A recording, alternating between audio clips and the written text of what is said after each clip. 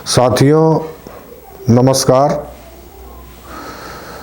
साथियों, आज हमारे देश का जो किसान है वो दिल्ली के बॉर्डर पर महीनों से वहाँ धरने पे बैठे हुए हैं। सरकार कह रही है कि जो ये 3 कानून लाई है वो कह रही है कि इससे किसानों का हित है। हम इससे सहमत नहीं हैं। अगर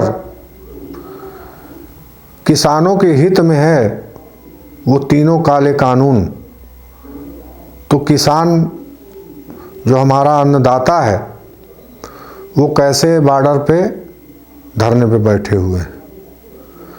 और सरकार को इतना घमंड हो गया है कि वो किसानों से वार्ता करने के लिए तैयार नहीं है।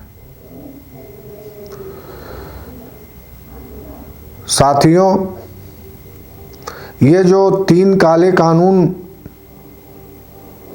किसानों के विरुद्ध जो सरकार ने पास किया है, उससे सारी मंडी व्यवस्था खत्म हो जाएगी। किसानों की जो जमीन है वो कॉन्ट्रैक्ट पे बड़े बड़े उद्योगपति इसको लेंगे और उस जमीन पर बड़े बड़े उद्योगपति फसल बीमा कराएंगे और फसल बीमा जब कराएंगे तो किसानों का अधिकार भी उस जमीन से खत्म होगा। साथियों, मैं इस काले कानून का पुरजोर विरोध करता हूं और मांग करता हूं केंद्र सरकार से कि जल्द से जल्द ये तीनों काले कानूनों को खत्म करे ताकि किसानों का आंदोलन समाप्त हो सके। किसान 40 किसान लगभग अपनी जान गंवा चुके हैं और सरकार के कान में जूं तक नहीं रेंग रही है। बहुत ही दुख अफसोस की बात है। साथियों, यही किसानों की एक समस्या नहीं है।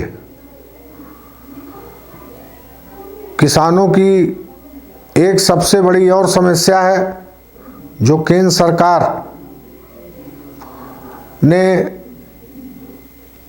मनमोहन सिंह के समय में जो भूमि अधिग्रहण एक्ट 2013 बनाया गया था, उस भूमि अधिग्रहण एक्ट 2013 के अनुसार किसानों को जमीन अधिग्रहण का मुआवजा नहीं दिया जा रहा है।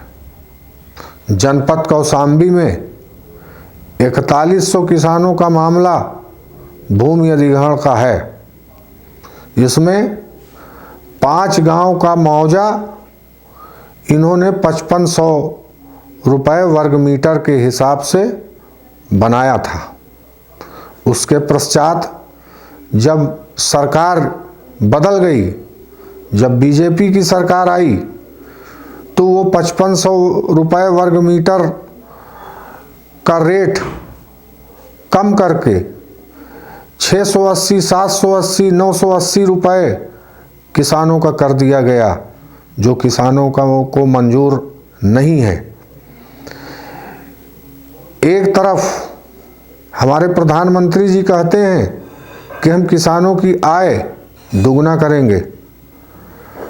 अरे आप कैसे दुगना करेंगे जब आप किसानों की भूमि को कौड़ियों के दाम भाव लेना चाहते हैं, जब उनके पास ज़मीन ही नहीं रहेगी तो उनका आय आप दुगना कैसे करेंगे? उनके फसल का उचित मूल्य नहीं मिलेगा तो उनकी आय कैसे दुगना होगी? किसानों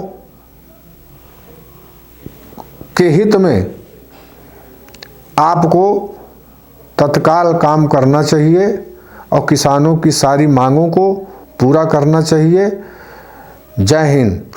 साथियों, मुझसे जुड़ने के लिए लाल बटन सब्सक्राइब के घंटी के बटन को दबाएं। धन्यवाद।